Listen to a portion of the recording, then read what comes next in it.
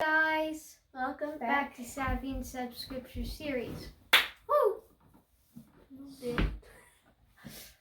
So Today we read 2 Samuel 18 and 19. Yes. Here we go. And we're only 4 chapters away from the end. Reels. We got 20. Okay, 5. Okay. That's okay. Because I was wondering. I thought there's like 25 left. So yeah.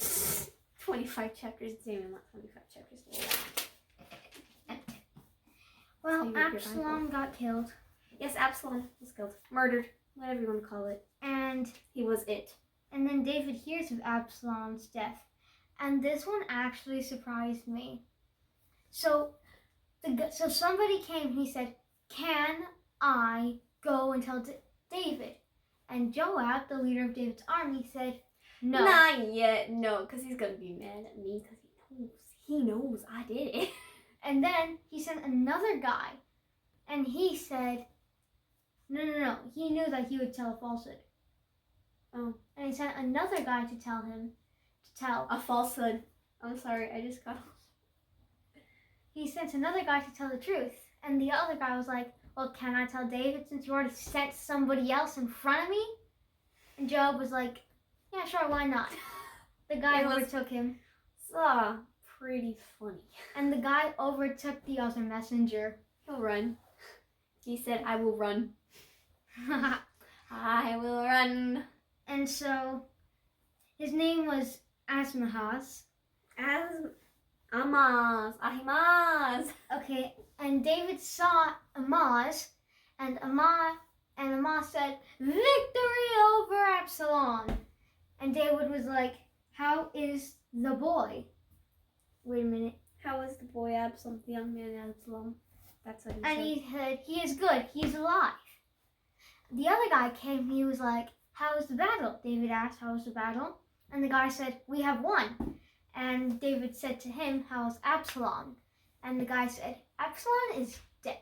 And I 100% thought David was going to kill that guy. Well, I mean, it's not like he was lying about it. I know, but remember? Because the other guy, when he brought news, he said that he killed the king. Yes. So it was different because the messenger didn't kill him. Yes, but also, remember the 2 people who killed Ammon? Ammon.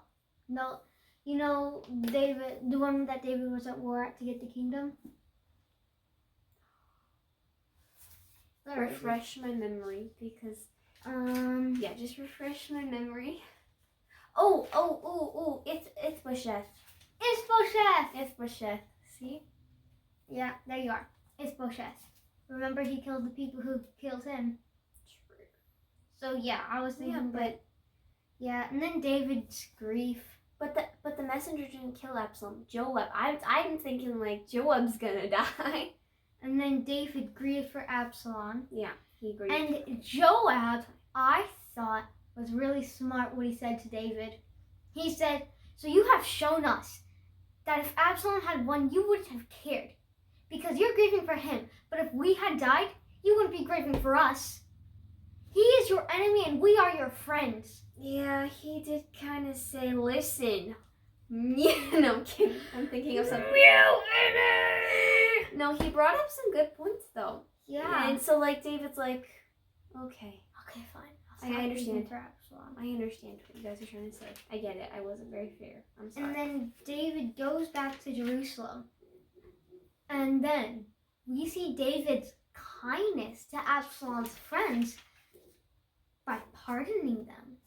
Pardon? You are pardoned. You are on parole. You have been pardoned. Don't come back here. Ever. If you have a dispute, go to Absalom. That was funny. Yeah, so that's basically all I had. Did you have any notes? I thought it was interesting about the whole where Joab says, "What the heck? Come on, we're right here." Yeah. It's like, it reminds me of Mary Poppins. Okay. Anyway. Yeah. Yeah, that's kind of what I thought of too when I read it. Like, Yeah. I think my note was that when that happened, it's like, oh, I've been neglecting you. I'm sorry. Like, I'm sorry. You have been a horrible king to us. It's when it was going through my mind. It's like neglection. Like, it's like, oh, when you get neglected, it was basically what David was doing to his people, and like, anyway. Man. So it's like you gotta remember that even if you love someone, like sometimes they're in the wrong. They're in the wrong. Yeah. And you can't like ignore all of your other friends just because this one person's did something wrong and you're grieving for them, because you still have your good friends. So it's like having a big circle and an inner circle. That's hard to explain. It's like Jesus has 12 disciples, but 3 of them were in his inner circle. Not exactly, but because he didn't focus on them. He focused on all 12. Yes. Anyway, but the point is, it's hard to explain-ish, but I hope I got what I wanted across. I think so. Okay. Well, now we know one thing. Don't go to Absalom for wisdom. Okay. Well, that's all the time we have for today on Savvy and Seth Savvy and Seth Scripture Series. Woo! Bye-bye.